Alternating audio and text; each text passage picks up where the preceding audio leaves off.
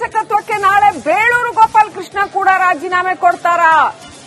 ಸಚಿವ ಸ್ಥಾನ ಕೈತಪ್ಪಿದ್ದಕ್ಕೆ ಬೇಳೂರು ಕೂಡ ಬೇಸರಗೊಂಡಿದ್ದಾರೆ ಎನ್ನಲಾಗಿದೆ. ಹಾಗಾಗಿ ಯಶವಂತರಾಯ ಗೌಡ ನಂತರ ಬೇಳೂರು ಗೋಪಾಲ್ ಕೃಷ್ಣ ರಾಜೀನಾಮೆ ನೀಡ್ತಾರಾ? ನಾಳೆ ಬೇಳೂರು ಗೋಪಾಲ್ ಕೃಷ್ಣ ರಾಜೀನಾಮೆ ನೀಡಬಹುದು ಅಂತ ಹೇಳಲಾಗ್ತಾ ಇದೆ. ತಮಗೆ ಸಚಿವ ಸ್ಥಾನ ಕೈತಪ್ಪಿದ್ದಕ್ಕೆ ಬೇಳೂರು ಗೋಪಾಲ್ ಕೃಷ್ಣ ಕೂಡ ರಾಜೀನಾಮೆ ನೀಡುವುದಕ್ಕೆ ಮುಂದಾಗ್ತಾ ಇದ್ದಾರೆ ಅಂತ ಹೇಳಲಾಗ್ತಾ ಇದೆ. ಒಂದ್ ಕಡೆ ಮೈಸೂರಿನಲ್ಲಿ ತನ್ವೀರ್ ಸೇಠ್ ಬೆಂಬಲಿಗರು ಅಷ್ಟೊಂದು ಆಕ್ರೋಶಿತರಾಗಿ ನೀವು ರಿಸೈನ್ ಮಾಡಿ ಕಾಂಗ್ರೆಸ್ ಪಕ್ಷಕ್ಕೆ ರಾಜೀನಾಮೆ ಕೊಡಿ ಅಂತಿದ್ದಾರೆ. ಇನ್ನು ಅನೇಕ ಕಡೆಗಳಲ್ಲಿ ಇದೇ ರೀತಿ ಪ್ರತಿಭಟನೆ ನಡೀತಾ ಇದೆ. ಇದೀಗ ನಾಳೆ ಶಾಸಕ ಬೇಳೂರು ಗೋಪಾಲ್ ಕೃಷ್ಣ ಕೂಡ ರಾಜೀನಾಮೆ ಕೊಡ್ತಾರಾ?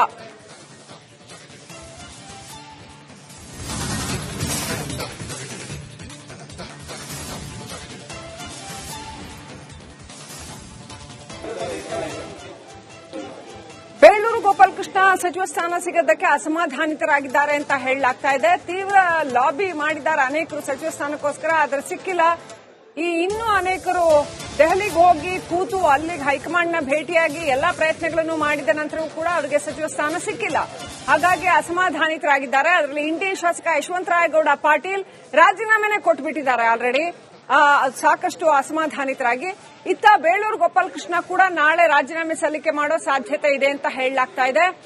ಇನ್ನು ತನ್ವೀರ್ ಸೇಠ್ ಮೈಸೂರಿನಲ್ಲಿ ರಾಜೀನಾಮೆ ಕೊಡ್ಲಿ ಅಂತ ಅವರ ಬೆಂಬಲಿಗರು ಕೇಳ್ತಾ ಇದ್ದಾರೆ. ನಿಮಗೆ ಕಾಂಗ್ರೆಸ್ನಲ್ಲಿ ನ್ಯಾಯ ಸಿಗ್ತಾ ಇಲ್ಲ ಅನ್ನುವಂಥ ಆಕ್ರೋಶವನ್ನ ಅವರ ಬೆಂಬಲಿಗರು ವ್ಯಕ್ತಪಡಿಸ್ತಾ ಇದ್ದಾರೆ. ಒಟ್ಟಾರೆ ಈ ಸಂಪುಟ ವಿಸ್ತರಣೆ ಸಾಕಷ್ಟು ತಲ್ಲಣಗಳನ್ನ ಹುಟ್ಟು ಹಾಕಿರೋದನ್ನ ಕಾಣ್ತಾ ಇದೀವಿ. ಬಹುದೊಡ್ಡ ಅಸಮಾಧಾನವನ್ನ ಅನೇಕರಲ್ಲಿ ಹುಟ್ಟು ಹಾಕಿದೆ.